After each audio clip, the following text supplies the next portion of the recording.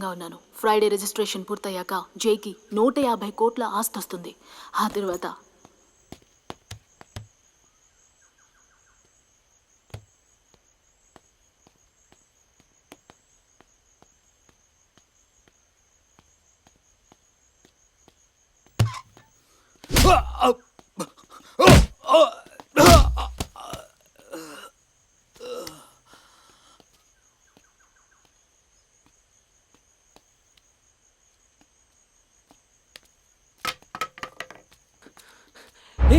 ఏం చేసావు?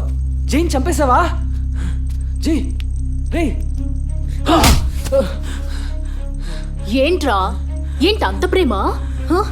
నేను నీకు ముందే చెప్పాను, వీడిని చంపేసి వీడి ఆస్తి మనం పంచుకుందామని. కానీ నువ్వే ఒప్పుకోలేదు. వీడు చావకూడదు, కానీ వీడి ఆస్తి మాత్రం మనకు కావాలని నువ్వే చెత్త ప్లాన్ వేశావు. ఇప్పుడు వాడి ఆస్తి మనకి రావడానికి ముందే వాడిని చంపేలా చేస్తున్నావురా. ప్లీజ్ జైన్ చంపొద్దు. చంపకుండా వీడినిలాగే ప్రాణాలతో వదిలేసి నేను జైల్లో ఊచలు లెక్క పెట్టుకుంటూ కూర్చోవాలా? పనికి మాలిన దద్దములా ఉంటూ నా జీవితాన్ని నాశనం చేసావు కదరా. నేను దర్జాగా బతకాలనుకున్నాను.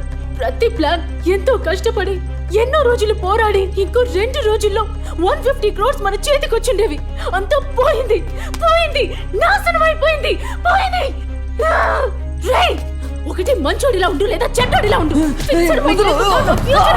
నిన్ను ప్రేమించింది నీ ఆస్తి కోసం.